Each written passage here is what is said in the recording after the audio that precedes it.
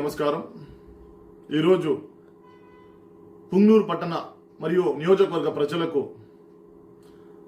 కొన్ని విషయాలను తెలియజేయాలని, అలాగే ఇక్కడ జరుగుతున్నటువంటి అరాచకాలను, దుర్మార్గాలను మీ వరకు తీసుకెళ్లాలని చెప్పి ఈరోజు మీ ముందుకు రావడం జరిగింది.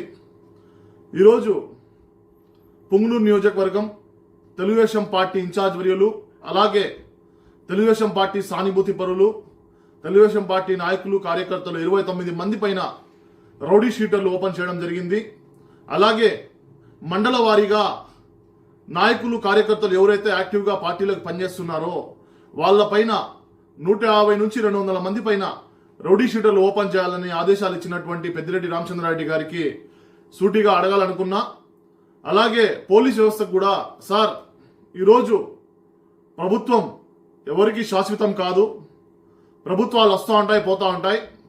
మీరు ప్రజలకు లోబడి ప్రజల కోసం పనిచేయాలి తప్పించి రాజకీయ నాయకుల కోసం, రాజకీయ నాయకుల మెప్పు కోసం పనిచేయకూడదని తెలియజేస్తూ, అలాగే పెద్దిరెడ్డి రామచంద్రారెడ్డి గారు, మీరు పుంగనూరు నియోజకవర్గంలో చల్లా బాబురెడ్డి గారికి వస్తున్నటువంటి ఆదరణ చూసి భయపడి రానున్న రోజుల్లో ఎలాగైతే ప్రతి వస్తువుకి ఎక్స్పైరీ డేట్ ఉంటుందో అలాగే మీ రాజకీయానికి కూడా ఎక్స్పైరీ డేట్ పుంగనూరు ప్రజలు ప్రకటించినారు.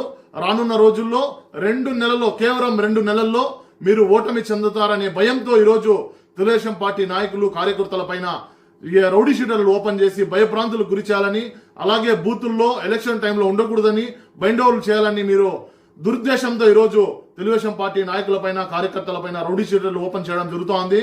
దీనికి ఎవరు బెదిరేది లేదు, అదిరేది లేదు. ఇది రెండింతలు ఉత్సాహంతో మేము ముందుకు వచ్చి మిమ్మల్ని ఎదుర్కొంటామని తెలియజేస్తూ సెలవు తీసుకుంటా ఉన్నాను.